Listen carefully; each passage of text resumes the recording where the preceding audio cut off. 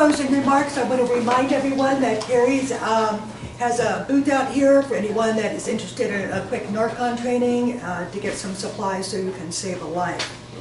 But I want to remind everyone, Rep. Williams is going to hold a press release on March 3rd, which happens to be International Sex Worker Rights Day, to introduce this bill. Yes. And she is so right when she talks about educating the public, because, you know, a lot of people, and I used to think, oh, we're going to win decrim, and then I was like, but they're just going to try to take it away like abortion, right? So I want to talk a minute about what happened to decrim, because we were decriminalized in Rhode Island from 1980 until 2009. Scott Cummings did a research project from 2003 to 2009 in Rhode Island. Gonorrhea in women went down 40% for the entire state, and rape went down 30%. Guess what? Rape's on its way back up. Okay. A good friend of mine, Norma Jean Almadovo, runs a website called Police Prosecution and Politics. Norma Jean was an LAPD cop for 10 years, and she quit and became a call girl because she couldn't believe how corrupt they were. They had a burglary ring, they had a murder ring. They, you know, sex workers that testified just disappeared, were found with rocks filled up with their mouth, which means snitch.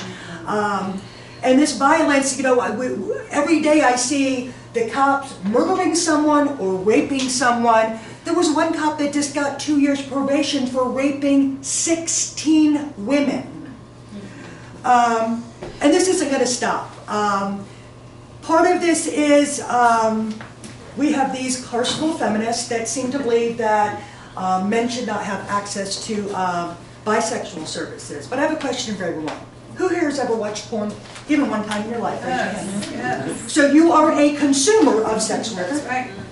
You probably didn't pay for your own porn. And I'll have to admit something.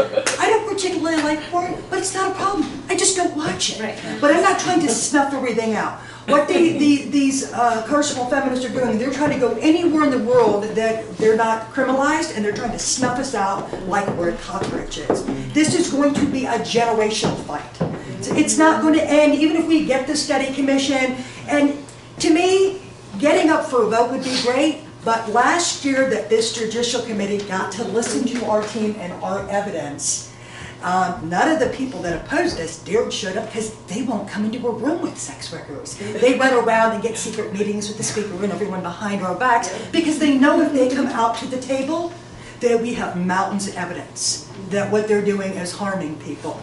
So some of the things we found in Rhode Island, House of Hope, like I said, does outreach to the chronically homeless. The police are taking homeless sex workers behind abandoned buildings and threatening to take them to jail if they don't perform. I want to talk a minute about the John Jay Youth Report, funded by DOJ, where they went to 6 cities and they interviewed 1,000 youths between 13 and 24. 97% of these youths said they did not have a pimp or market facilitator, that they taught each other how to find clients and avoid the cops and social workers because the state has created so many barriers they can't access shelter. So as you heard about our great youth system in Rhode Island, I also want to point out, you've probably seen many of the headlines about DCYF, the $1 million lawsuit, the kids dying in state care. And Day One, who gets about $3 million a year, to lock teenagers up at Houseboro Hospital on suicide watch if they think they're going to run away, and then they wonder why the kids don't trust them. Right. So when youths are trying to say they're being abused, they are labeled as you're a liar, you're incorrigible, much like you can't believe what a hoe says. You know, you're incredible. We can't use her as a witness, but we can use all the bad cops, right? And we're supposed to just believe them. And we know they'll never let anyone like me work with the youth. One thing COYOTE does not do is we don't teach anyone to be a sex worker. People ask us all the time, but that's not what we do. We don't facilitate people's work. I ain't going to jail for trafficking. I wish you well, stay safe, here's some condoms, things like that. So a lot of this is really going to be at the State House. The legislatures don't care because this doesn't affect them. And they're going to get that. You remember the bad Kristen's bill about the drugs? Remember when the nice white lady got up there with her stats? I'm sorry your daughter's dead. But you passed this law, no one's going to dial 911 again. If they want to not get them into manslaughter, they wanted to charge them with first-degree murder if there was an overdose. So we know this is backwards. Now I want to talk about funding. The United States government will not fund all the trafficking NGOs that get funded. You can't support decrim or harm reduction for sex workers or network sex worker-led organizations. When it comes to research funded by the federal government, They will only fund research that will teach them how to locate traffickers and prosecute them more quickly. They don't care about making anyone whole or what happens to the people involved. So we can attest that we spent about 3 years from 2010 to 2014 trying to network with every organization in Rhode Island that receives this funding. And guess what? They didn't want anything to do with sex workers. They didn't want any trainings. We emailed every shelter in the state twice and offered them sensitivity training to how to treat sex workers, and House of Hope was the only one that took us up on that training. So we had a sex worker that was told at a shelter in Rhode Island, we're not telling you have to leave, but you really should find another place to go because your presence is upsetting the other women. There was also a sex worker that was assaulted, not to do with work. She goes to the ER, she's about to get a rape kit. The cop walks in and says to the ER staff, oh, she's a hooker. And they treated her with such open hostility that had she needed to go for a follow-up for an injury or medication or testing, she would have never done it again.